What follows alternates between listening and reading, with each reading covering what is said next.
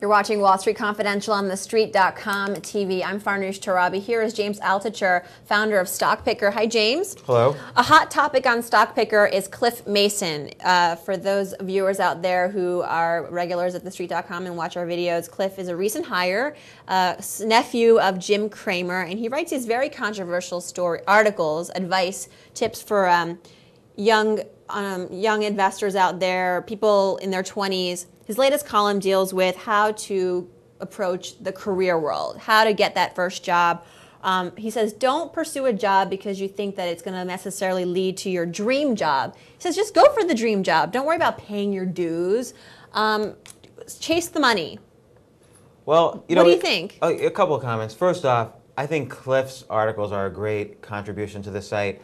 I don't always agree with them, or I don't always agree with every comment he's making. But he's definitely, and I can see this on Stock Picker, he's definitely getting people thinking about what are important life issues. Like, I wish I had done a lot more thinking about these things when I was in my 20s or early 20s.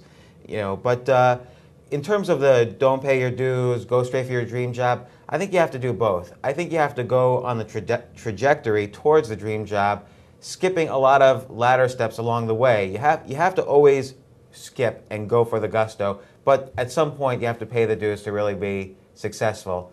I'll give you an example that's not in the finance space, if that's okay. Like, sure. We want to. So basically, when I was first starting out, I had no concept of finance or anything. I wasn't in that space at all.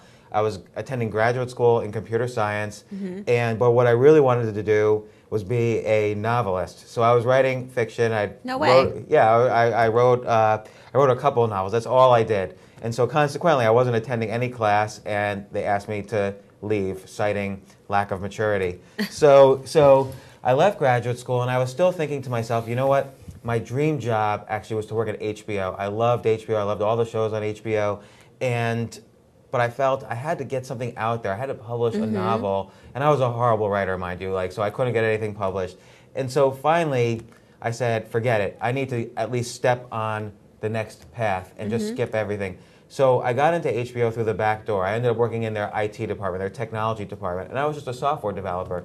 But gradually there, I got to meet people, and eventually I pitched the idea of a TV show or a web show. First we did it for the web, and the project, I'll describe it, was called 3 a.m. It was me with a camera crew interviewing people in New York City at 3 in the morning on like a Wednesday night. There was always a weird reason someone would be out on Wednesday night at 3 in the morning because they wouldn't be asleep for work or whatever. So we did that as a web show. We did that as a pilot for HBO. And that was my, I was coming from the technology background, but I kept pursuing everybody within the company who I felt could help me pursue this goal. And I learned the whole history of the company. Nobody else in the IT side was learning like the history of every show, of all the different executives, of the history of the company. And so I really pursued it, but I worked probably 20 hours a day. And then, suddenly this got me a lot of kind of notoriety on the website, and I started doing this service of making creative websites for other entertainment companies, and allowed me to build my first company.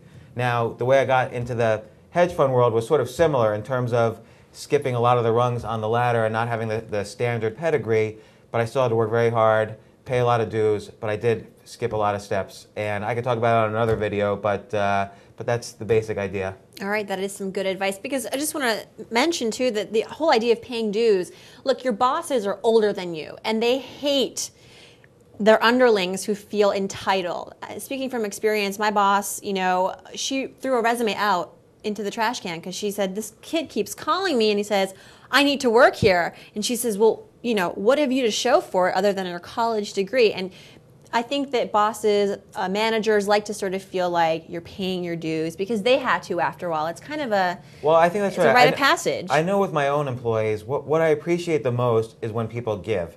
So if they give time, if they give ideas, they're going to get rewarded.